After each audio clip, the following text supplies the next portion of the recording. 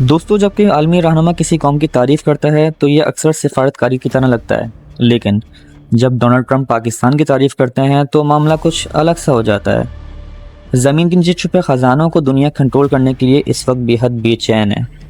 دوستو، Donald Trump اپنے دو ٹوک الفاظ اور بے باک رائے کے لیے جانے جاتے ہیں، پھر بھی جب کبھی وہ پاکستان کی بات کرتے ہیں تو ان کا لہجہ کچھ بدل سا جاتا ہے۔ وہ پاکستان کے لوگوں، ان کی صلاحیتوں اور ان کی اہمیت کی تعریف کرتے ہیں۔ پہلی نظر میں دیکھا جائے تو یہ سمپل رسپیکٹ اور خیر سگالی کا اشارہ لگتا ہے، لیکن عالمی سیاست میں تعریف بھی مفت کی نہیں ہوتی ہے۔ ہر تعریف کا ایک مقصد ہوتا ہے، اور ٹرمپ کے پاکستان کی تعریف کی بھی وجہ ہے جنہیں بہت سے لوگ شاید نظر انداز کر دیتے ہیں۔ پاکستان کے سرزمین کے نیچے دنیا کے چند امیر ترین ذخائر موجود ہیں، جن میں سونا، تانبا، ریئر ارتھ ایلیمنٹس اور ماڈرن ٹیکنالوجی کا بے تاج بادشاہ لیتھیم۔ جی ہاں، بالکل صحیح سنا، وہی لیتھیم جو الیکٹرک کارز، اسمارٹ فونز اور ایک کلین انرجی کے فیوچر کو طاقت دیتا ہے۔ دوسروں، ٹرمپ جیسے بزنس مین کے لیے پاکستان صرف ایک پارٹنر نہیں ہے، بلکہ یہ ایک ممکنہ سونے کی کان ہے۔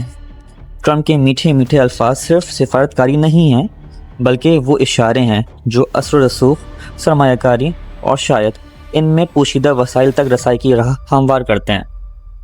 دوستو، یہ اسٹریٹجی جو ہے وہ اپورچونٹیز اور رسک دونوں کو ساتھ لاتی ہے۔ اگر اس کا پازیٹیو سائڈ دیکھا جائے تو اس کا مطلب یہ ہے کہ پاکستان میں غیر ملکی سرمایہ کاری، نئی صنعتیں، ملازمتیں اور ٹیکنالوجی کی آمد ہو سکتی ہے، لیکن اگر اس کا ڈارکر سائڈ دیکھا جائے تو تاریخ ہمیں خبردار کرتی ہے، کیونکہ جب کبھی طاقتور قومیں کسی ملک کی دولت پر نظر جما لیتی ہیں تو اکثر استحصال ہی ہوتا ہے۔ لہٰذا جب ٹرمپ پاکستان کی تعریف کرتے ہیں تو یہ صرف دوستی کے بارے میں نہیں، بلکہ حکمت عملی، وسائل اور طاقت کے مستقبل کے توازن کے بارے میں ہے۔ مسافہ اور مسکراہٹ کے پیچھے ایک گہری سچائی پوشیدہ ہے۔ سیاست کی دنیا میں آپ جو چاہتے ہیں اسے حاصل کرنے کے لیے تعریف صرف ایک ذریعہ ہوتی ہے۔ تو دوستو، اگر ہم کنکلوڈ کریں تو ٹرمپ کی تعریف دوستی کی طرح لگ تو سکتی ہے، لیکن ان الفاظ کے نیچے اصل میں طاقت، دولت اور پاکستان کے سرزمین کے چھپے خزانوں کی تلاش ہے۔